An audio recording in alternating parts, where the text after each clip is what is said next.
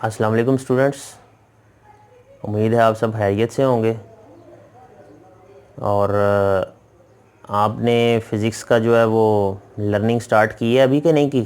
अगर नहीं की तो लर्निंग जो है वो साथ साथ शुरू कर दें। रोज़ का काम रोज़ करते जाएं तो फिर ये बर्डन नहीं होता। और फिर आने वाले दिनों में अगर मैंने आपकी असेसमेंट ले ली तो फिर वो असेसमेंट आपकी जो है वो ठीक नहीं होगी अगर आपने रेगुलर बेसिस पे अपनी तैयारी जो है उसको मुकम्मल ना किया तो।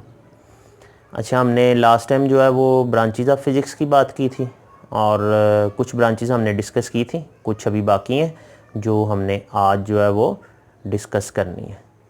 तो अगर किसी के पास बुक वगैरह नहीं है तो उसको परेशान होने की ज़रूरत नहीं है। मैं साथ साथ जो है वो उनकी स्लाइड्स भी आपको दिखा रहा हूँ जिनमें सारी इन्फॉर्मेशन जो है वो लिखी हुई है। वैसे भी आप लेक्चर को गौर से सुने तो आपके पास काफ़ी मटेरियल आ जाता है, आप उसको लिख भी सकते हैं, लेकिन इंशाल्लाह आपको मुश्किल नहीं आएगी। तो आइए हम वन बाय वन जो है वो ब्रांचेस को डिस्कस करते हैं। जी, सबसे पहले है जी इलेक्ट्रिसिटी मैग्नेटिज़म।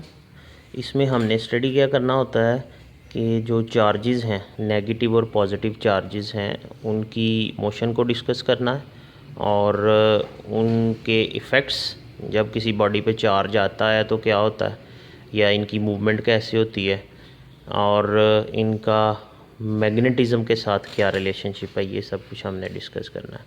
तो इसमें जितने भी इलेक्ट्रिकल इक्विपमेंट्स हैं या जो भी बिजली से चलने वाली चीज़ें हैं या स्टैटिक चार्जेस जो हैं, उन सब की स्टडी जो है वो इस ब्रांच में की जाती है और उनका मैग्नेटिज़म से क्या रिलेशन है ये हम इसमें डिस्कस करते हैं। मैग्नेटिज़म के साथ रिलेशन किस तरह से है कि जब भी किसी बॉडी में से इलेक्ट्रिसिटी गुजरती है ना तो किसी भी कंडक्टर में से, तो उसके गिर्द एक मैग्नेटिक फील्ड पैदा होती है। इसकी डिटेल जो है वो हमने 10th क्लास में जाके पढ़नी है। उसमें इलेक्ट्रिसिटी मैग्नेटिज़म के हवाले से जो है वो काफ़ी डिटेल दी हुई है, स्टैटिक चार्जेस के हवाले से भी है। तो पूरी जो है वो एक डिटेल 2-3 चैप्टर्स में जो है वो दी हुई है, तो हम इसे वहाँ पे 10th क्लास में जाके इंशाल्लाह पढ़ेंगे। जी, एटॉमिक फ़िज़िक्स में हम जो है वो क्या पढ़ते हैं कि एटम्स जो हैं उनका स्ट्रक्चर कैसा है और उनकी प्रॉपर्टीज़ क्या हैं। जैसा कि आप सबको पता होगा कि एटम जो है वो, इसमें जो फंडामेंटल पार्टिकल्स हैं वो 3 हैं, इलेक्ट्रॉन, प्रोटॉन, न्यूट्रॉन। और इसके अलावा स्ट्रक्चर वाइज देखा जाए तो एटम के अंदर क्या होता है, एक न्यूक्लियस होता है और उसके गिर्द जो है वो इलेक्ट्रॉन्स रिवॉल्व कर रहे होते हैं डिफरेंट ऑर्बिट्स में। तो ये और इससे रिलेटेड जितनी भी स्टडी है एटम की प्रॉपर्टीज़, इस और इन पार्टिकल्स की करैक्टरिस्टिक्स और इन पर डिफरेंट फैक्टर्स जो है वो अप्लाई हों तो क्या इनमें बिहेवियर में इनमें चेंज आता है, ये सारी स्टडी जो है वो हम एटॉमिक फ़िज़िक्स की ब्रांच में करते हैं। तो ये काफ़ी वास्ट फील्ड है और इसमें with the passage of time research जो है वो बढ़ती जा रही है और सब एटॉमिक पार्टिकल्स जो है वो मज़ीद भी डिस्कवर होते जा रहे हैं। फंडामेंटल्स तो 3 ही हैं, लेकिन इसके अलावा जो है वो और भी बहुत सारे पार्टिकल्स हैं जो एटम के अंदर एग्जिस्ट कर रहे हैं। नेक्स्ट है जी न्यूक्लियर फ़िज़िक्स। न्यूक्लियर फ़िज़िक्स क्या है? ये फ़िज़िक्स की वो ब्रांच है जिसमें हम एटम के अंदर जो न्यूक्लियस है उसके बिहेवियर को, उसके अंदर पाए जाने वाले जो पार्टिकल्स हैं और उनकी जो प्रॉपर्टीज़ हैं उनको डिस्कस करते हैं। एटम के न्यूक्लियस में प्रोटॉन और न्यूट्रॉन पाए जाते हैं, उनकी डिस्कशन इसमें होती है और न्यूक्लियाई जो है वो आपस में किस तरह से इंटरेक्ट करते हैं एक दूसरे के साथ, इनके जो रिएक्शंस होते हैं। ये बड़ी वास्ट फील्ड है फ़िज़िक्स की और ये बड़ी इम्पॉर्टेंट भी है। जितनी भी जो न्यूक्लियर फ़िज़िक्स की स्टडी है ये सारी की सारी जो है वो हमारे लिए इस लिहाज से भी इम्पॉर्टेंट है कि न्यूक्लियर एनर्जी जो है इसको हम डिफरेंट पर्पसेस के लिए इस्तेमाल कर रहे हैं।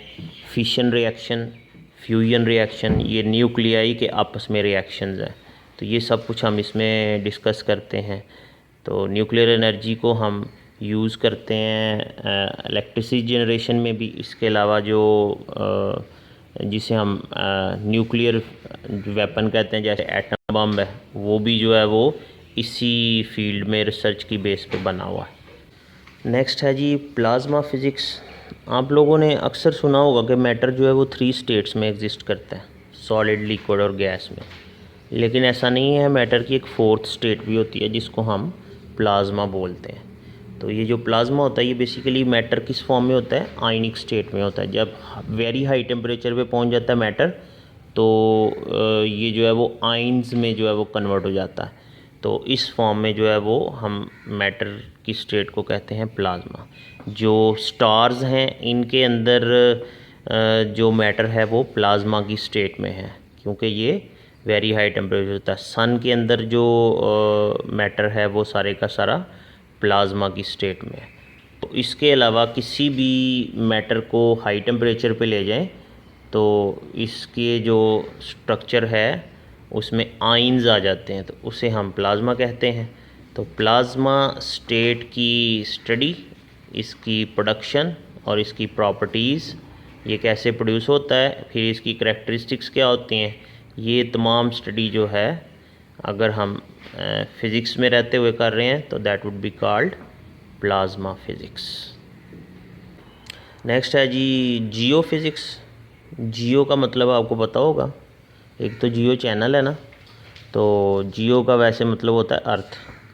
तो जियो फिज़िक्स का मतलब क्या होगा, जब हम अर्थ की स्टडी कर रहे हैं फ़िज़िक्स के लॉज और प्रिंसिपल्स पे। मतलब अर्थ के अंदर जितना भी मैटर है, इसकी सरफेस पे, इसकी सरफेस के अंदर जिस तरह का भी मैटर एनर्जी मौजूद है, उसका आपस में रिलेशनशिप क्या है और उससे हम कैसे फ़ायदा उठा सकते हैं, ये तमाम स्टडी जो है इसको हम कहते हैं जियो फिज़िक्स।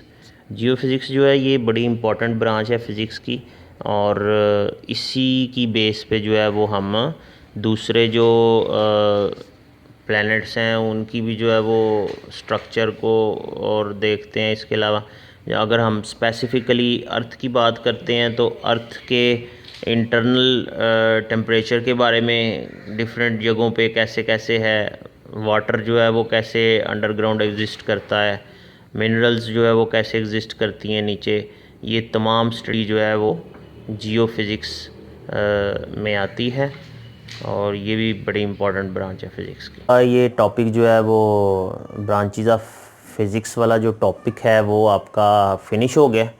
अब आपने क्या करना है, आपने इसको जो है वो अच्छे तरीके से इसकी अंडरस्टैंडिंग इस तरह से कर लेनी है कि आप इसके बारे में जो है वो लिख सकें। और जो बच्चे लर्निंग करते हैं, अंडरस्टैंडिंग के साथ साथ लर्निंग भी होनी चाहिए। जिनकी लर्निंग थोड़ी वीक है वो इसको याद करके 1 2 4 दफ़ा लिखें, तो फिर उनको जो है वो ज़्यादा अच्छे तरीके से जो है वो लर्न हो जाएगा। तो आपने इनको जो है वो लर्न करना है। शॉर्ट क्वेश्चंस में भी आपको ये पूछा जा सकता है, या 3 4 5 ब्रांचेस जो है वो लॉन्ग में भी पूछी जा सकती हैं। तो अगले टॉपिक तक के लिए अल्लाह हाफिज़, थैंक यू।